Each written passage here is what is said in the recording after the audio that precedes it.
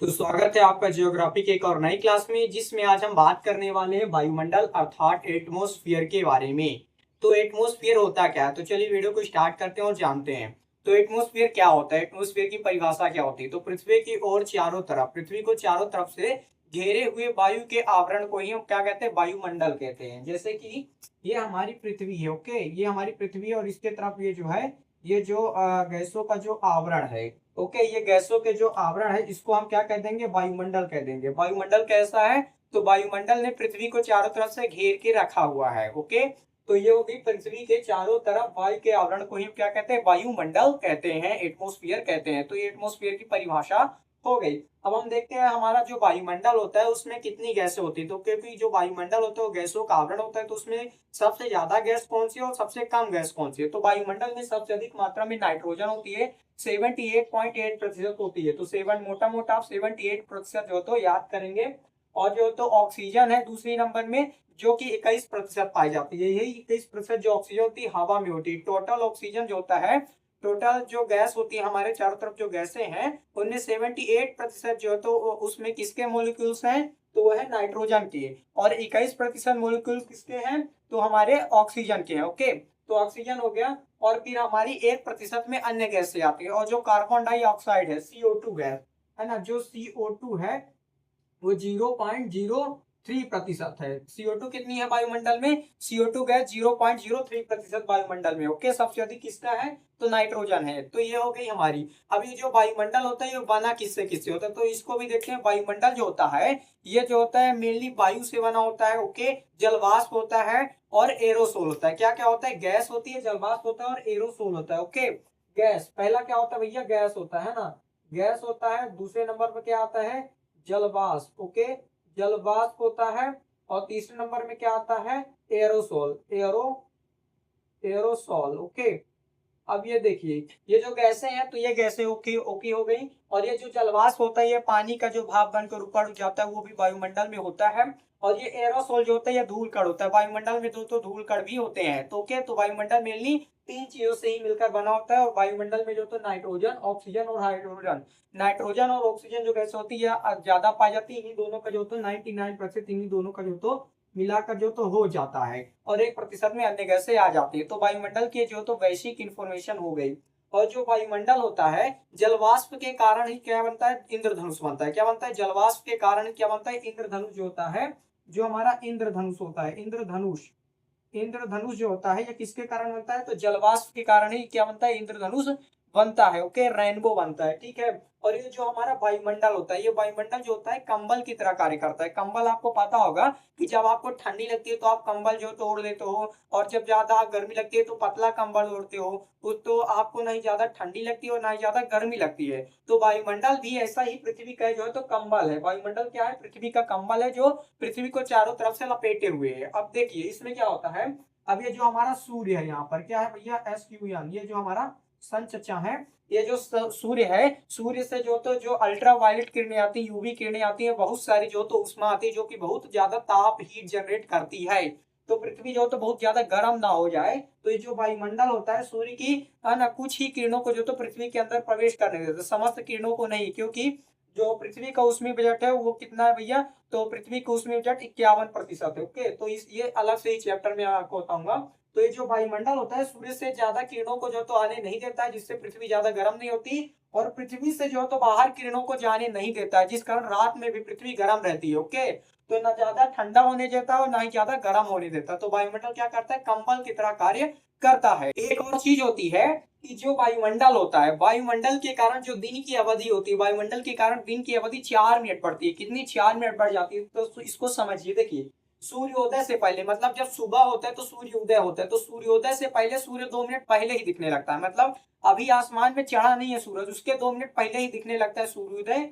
तो 2 मिनट पहले दिखता है। और जो सूर्यास्त, मतलब सूरज जब डूब जाता है, तो सूरज डूब चुका है फिर भी 2 मिनट तक दिखता है, मतलब डूब चुका है फिर भी 2 मिनट तक दिखता है। और उगा नहीं है फिर भी 2 मिनट पहले ही दिख जाता है। तो उगने के 2 मिनट पहले ही दिख जाता है और डूबने के 2 मिनट बाद तक दिखता है। तो दोनों से मिलाकर जो तो 4 मिनट जो होता है दिन की अवधि बढ़ जाती है। तो सूरज जो होता है वायुमंडल के कारण क्या होता है, दिन की अवधि जो होता है 4 मिनट बढ़ जाती है। इसको क्या कहते हैं, वायुमंडलीय अपवर्तनांक कहते हैं, ओके। अब वायुमंडलीय अपवर्तनांक क्या होता है इसको मैं अलग से चैप्टर में बताऊंगा। अपवर्तनांक जो फिजिक्स का हो जाता है तो क्या होता है, तो वायुमंडल के कारण जो दिन की अवधि होती है कितनी 4 मिनट जो तो बढ़ जाती है। ओके, मंडल की जो होती है वो 5 परतें होती है। वायुमंडल की कितनी परतें होती है, 5 मंडल परतें होती हैं। क्षोभ मंडल, समताप मंडल, मध्य मंडल, आयन मंडल और बहिर्मंडल। ओके, क्षोभ मंडल को हम क्या कहते हैं, ट्रोपोस्फियर, इंग्लिश में इसको ट्रोपोस्फियर कहेंगे। क्षोभ मंडल को जो तो ट्रोपोस्फियर कहेंगे। ओके, और इसको कहेंगे स्ट्रेटोस्फियर कहेंगे, स्ट्रेटोस्फियर कहेंगे। और इसको मीसोस्फियर कहेंगे, है ना, मीसोस्फियर कहेंगे। और इसको आइनोस्फियर कहेंगे, आइनोस्फियर कहेंगे।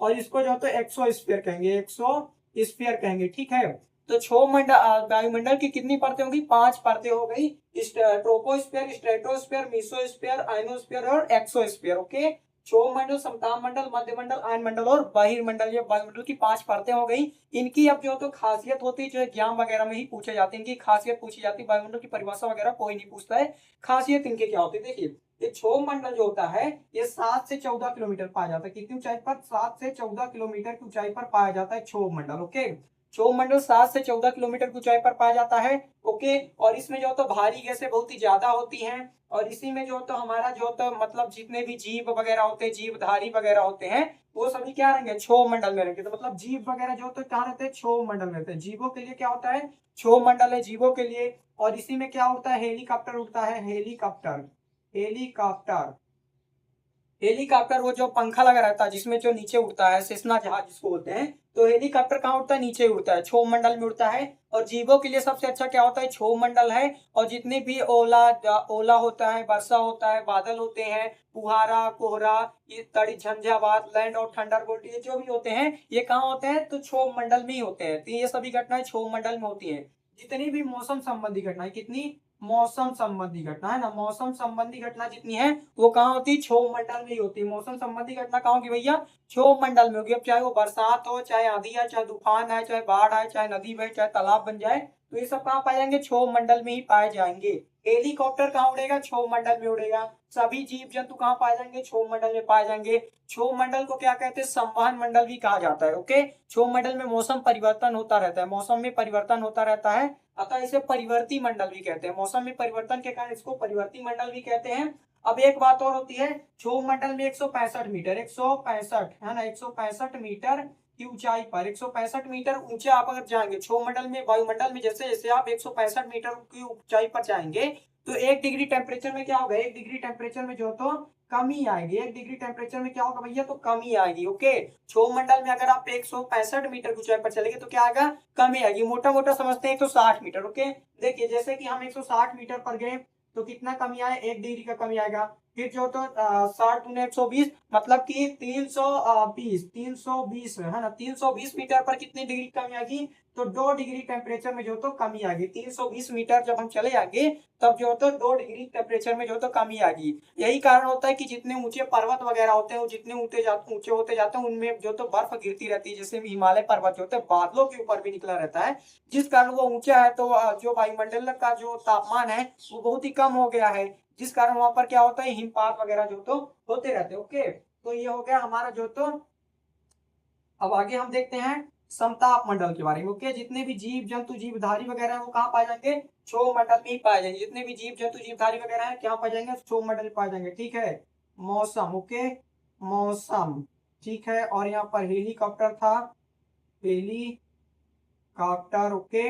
और क्या था भैया, 165 मीटर, है ना, 165 मीटर पर 1 डिग्री में कमी। ओके, तो ये हो गए हमारे क्षोभ मंडल के बारे में। ठीक है, ये कितनी ऊंचाई पर पाया जाएगा, 7 से 14 किलोमीटर। अब अगला देखते हैं हम समताप मंडल। समताप मंडल मतलब सम मतलब बराबर, ताप मतलब तापमान, बराबर तापमान वाला मंडल समताप मंडल स्ट्रेटोस्फीयर कहलाएगा इंग्लिश में। समताप मंडल में जो तो टेम्परेचर में कोई भी कमी नहीं आती, गिरावट नहीं आती, परिवर्तन नहीं होता। अगर गर्मी है तो गर्मी ही रहेगी, उससे भी यहाँ पर जो तो गर्मी ही रहती है। ओके, तो समताप मंडल में जो तो गर्मी जो तो मतलब जो भी मौसम रहेगा यहाँ पर मौसम परिवर्तन नहीं होगा। तो यहाँ पर क्या होता है, मौसम परिवर्तन, है ना, मौसम परिवर्तन, परिवर्तन नहीं होता।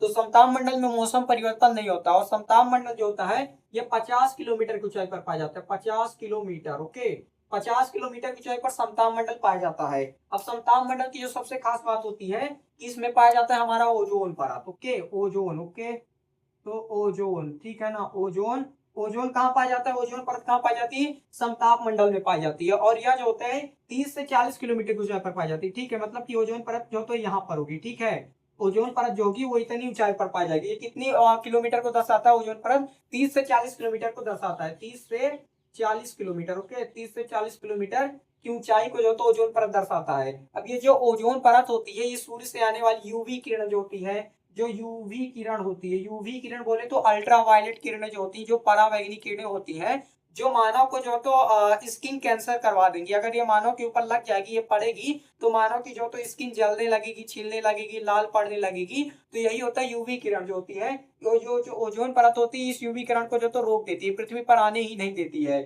यही कारण है कि जितने भी गोरे लोग वगैरह होते हैं, अगर ओजोन परत नहीं होगा और यूवी किरणें जो तो आ जाएंगी धरती पर, जितने भी गोरे लोग वगैरह होते हैं, उनको स्किन कैंसर हो जाएगा, स्किन से संबंधित जो तो बीमारियां वगैरह हो जाएंगी। तो ये ओजोन परत भी हमारे लिए बहुत ही क्या होती है, आवश्यक होती है। ठीक है, तो इसका जो तो रक्षा करना हमारा जो तो कर्तव्य होता है। ओके, तो ये समताप मंडल में क्या होता है भैया, और एक बहुत ही महत्वपूर्ण चीज है समताप मंडल में, क्या होता है, एक बहुत महत्वपूर्ण चीज है समताप मंडल में, तो वायुयान उड़ता है। यहाँ पर वायुयान उड़ेगा। क्या उड़ेगा, ध्यान से देखिएगा, वायुयान।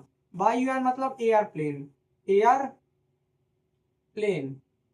ठीक है, जो वायुयान एयरप्लेन होता है, जिसमें पैसेंजर लोग बैठा होता है, जो जहां से दिल्ली से भोपाल गया, दिल्ली से लंदन गया, तो ये वाला प्लेन जिसमें पैसेंजर बैठता है, वो कहाँ उड़ता है भैया, समताप मंडल उड़ता है। क्यों उड़ता है, क्योंकि यहाँ पर हवाओं का दबाव नहीं होता है, हवाओं का दबाव कम होता है, और जो तो मौसम परिवर्तन नहीं होता, आंधी तूफान नहीं आता है, हवा वगैरह नहीं चलती है, तो जो वायुयान होता है वो आराम से उड़ जाता है 900 किलोमीटर प्रति घंटा की रफ्तार से। और यहाँ पर उड़ेगा, तो यहाँ पर कहीं पर बादल है, उससे टकरा जाएगा, तो क्या होगा, थ्रस्ट उत्पन्न होगा, झटका उत्पन्न होगा, तो पार्ट जो उसके टूट सकते हैं। यहाँ पर हवाएं भी चलती रहेंगी, इधर से मान लीजिए हमारा जो तो एयरप्लेन चला, इधर से इतनी नीचे से हवा आगे तो उलाट देगा इसको, सब हो गया, खत्म हो जाएंगे।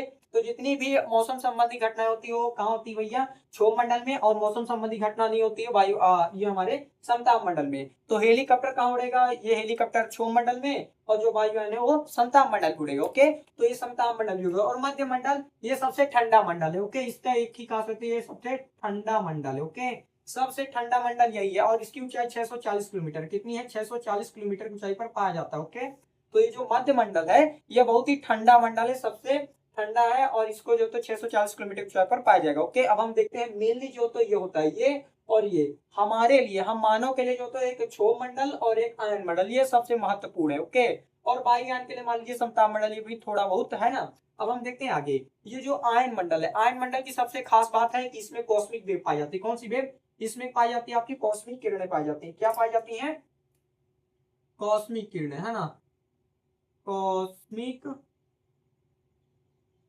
वेव। ओके, तो कॉस्मिक वेव जो होती है, कॉस्मिक किरण, यहाँ पर अच्छे से लिखा नहीं है, कॉस्मिक किरण जो होती है, यह जो गामा रेज होती है, गामा रेज जो होती है उससे भी खतरनाक होती है कॉस्मिक वेव। अब मान लीजिए वायुमंडल से यहाँ पर अंतरिक्ष से कोई उल्का पिंड जो तो पृथ्वी में प्रवेश करेगा। ठीक है, पृथ्वी में प्रवेश किया, अब ये पृथ्वी में गिरने लगेगा। आप तो ये जानते हो कि वायुमंडल जो तो पृथ्वी की रक्षा करता है, यदि कोई चीज पृथ्वी में प्रवेश करती है तो घर्षण के कारण जो तो उसमें आग लगा देता है, उसको जला देता है। ओके, तो ये होता कहाँ पर है, आयन मंडल में होता है ये सब। कौन सी किरण करती है, तो कॉस्मिक वेव करती है। यही किरण जो होती है, किसी भी एस्टेरॉइड को, कोई भी उल्का पिंड क्षुद्र जो तो पृथ्वी में जब प्रवेश करता है, तो यह आयन मंडल में कॉस्मिक वेव पाई जाती है, जो इस उल्का पिंड को जो तो भेद देती है, मतलब कि नष्ट कर देती, जला देती है, खाक कर देती, मिट्टी में मिला देती है।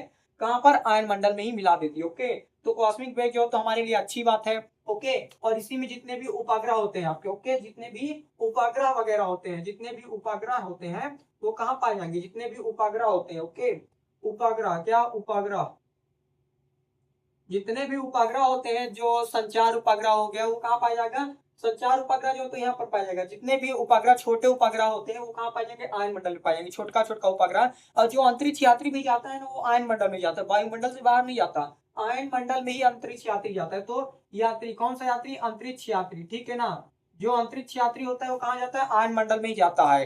अब मैंने आपको जो तो बताया था, जब कोई तारा पृथ्वी से टकराता है तो एक रोशनी उत्पन्न होती है, इसको अरोरा कहते हैं।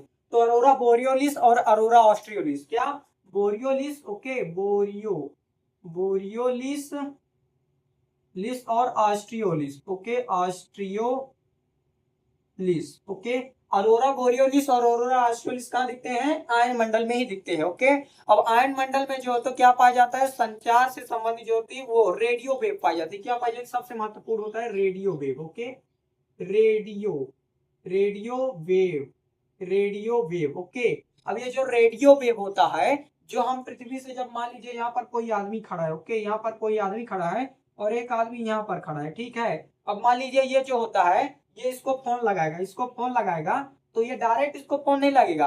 अब मान लीजिए इन दोनों को जोड़ने के लिए टावर यहाँ पर हम लगा देते, क्या लगा दिए यहाँ पर? टावर। मान लीजिए ये लगा है, ओके, ये है हमारा टावर, ठीक है। अब ये जो इसको फोन लगाएगा, ये व्यक्ति इसको फोन लगाएगा, तो इसका फोन पहले इस टावर में जाएगा, ओके, और फिर इस टावर से जो होता है कहाँ जाएगा सिग्नल? ये हमारे आयन मंडल में जाएगा और रेडियो वेव से जो होता है टकरा कर, आयन मंडल से टकरा कर कहाँ आएगा? नीचे आएगा और फिर इस व्यक्ति को मिल जाएगा। कहाँ आएगा? ये व्यक्ति फोन लगाएगा तो हमारे नजदीकी टावर में जाएगा फोन, जो ये टावर वगैरह होते हैं उनमें जाएगा। वो टावर किससे कनेक्टेड होता है? डायरेक्ट जो होता है सैटेलाइट से कनेक्टेड होता है, और जो सैटेलाइट वगैरह होते हैं कहाँ पाए जाएंगे?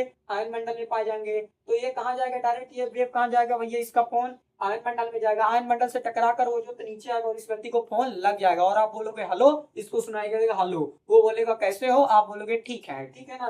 तो जो संचार वगैरह होता है वो आयन मंडल होता है, संचार के लिए भी बहुत ही महत्वपूर्ण होता है। इसमें रेडियो वेव पाया जाता है, कॉस्मिक वेव पाया जाता है, जितने भी अंतरिक्ष यात्री वगैरह होते हैं, अंतरिक्ष यान कहाँ जाते हैं? यहीं पर जाते हैं, है ना। और जो तो बोरोरा और बोरोरा ऑस्ट्रेलिस पाया जाएगा। ओके, तो ये हो गया आयन मंडल, मध्य मंडल, समताप मंडल और क्षोभ मंडल। तो इतनी चीजें हो गई। अब हम आगे देखते हैं बहिर्मंडल। ओके, इसके बारे में कुछ ही पढ़ना नहीं। देखिए ये जो होता है 640 किलोमीटर ऊंचाई के बाद जो होता है जितना भी चीज होता है उसको हम बहिर्मंडल कह देते हैं, और बहिर्मंडल जो होता है 10,000 किलोमीटर ऊंचाई पर पाया जाता है। ओके, और बहिर्मंडल में जो होता है इसमें हाइड्रोजन, हाइड्रोजन प्लस हाइड्रोजन और हीलियम गैस, इसमें हाइड्रोजन और हीलियम गैस पाई जाती है, और हल्की गैस पाई जाती है। कैसी?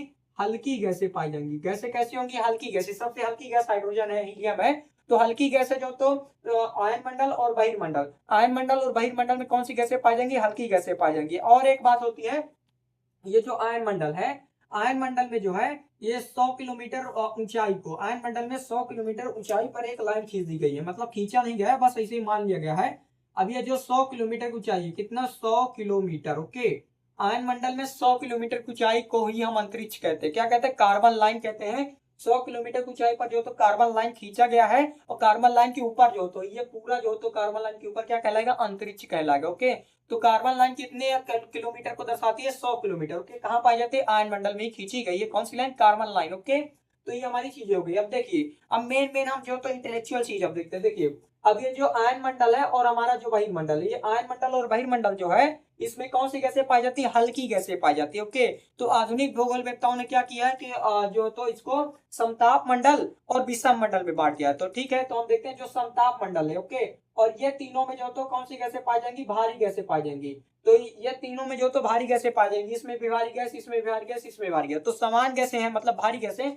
तो इसको क्या कहते हैं? समताप मंडल के लिए, समताप, समताप मंडल। ओके, तो समताप मंडल जो तो कितना से कितने तक?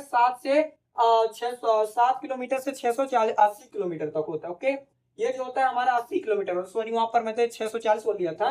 मध्य मंडल जो तो 80 किलोमीटर तक होता है, 80 किलोमीटर। और ये आयन मंडल जो होता है, आपको समझ में आ गया होगा। अब हम देखते हैं बहिर्मंडल। ये जो बहिर्मंडल है इसमें हल्की गैसें पाई जाती है, इनसे विषम है ना, तो इसको क्या कह दिया? विषम मंडल कह दिया। क्या कह दिया? विषम मंडल। ओके, विषम मंडल कह दिया। इसको क्या कह दिया? विषम मंडल कह दिया। ओके, तो ये वायुमंडल के बारे में जो तो आपकी पूरी जानकारी वगैरह हो गई है, और आशा है कि आपको सारी चीजें समझ में आ गई होंगी। ओके, ये कितनी ऊंचाई पर पाया जाएगा? क्षोभ मंडल 7 से 14 किलोमीटर की ऊंचाई पर पाया जाएगा, समताप मंडल 50 किलोमीटर, मध्य मंडल 80 किलोमीटर, और आयन मंडल 640 किलोमीटर। और ये जो तो 640 के बाद पूरा बहिर्मंडल होता है। इसमें कॉस्मिक वेव पाई जाएगी। कार्बन लाइन कितने में होती है? तो 100 किलोमीटर की ऊंचाई को कार्बन लाइन दर्शाती है। हमारे लिए क्या अच्छा होता है? मौसम के लिए जो परिवर्तन वगैरह होता है वो समताप क्षोभ मंडल में होता है। ओके, तो रेडियो वेव कहाँ पाई जाएंगी? तो आयन मंडल में पाई जाएंगी। आशा है कि आपको वीडियो अच्छा लगा हो, सारी चीजें आपको समझ में आ गई होंगी इजिली। तो वीडियो अच्छा लगा हो तो चैनल को सब्सक्राइब कर लेना, वीडियो को लाइक कर देना, और अगले को भी शेयर कर देना। अब मिलेंगे नेक्स्ट वीडियो में, तब तक के लिए जय हिंद।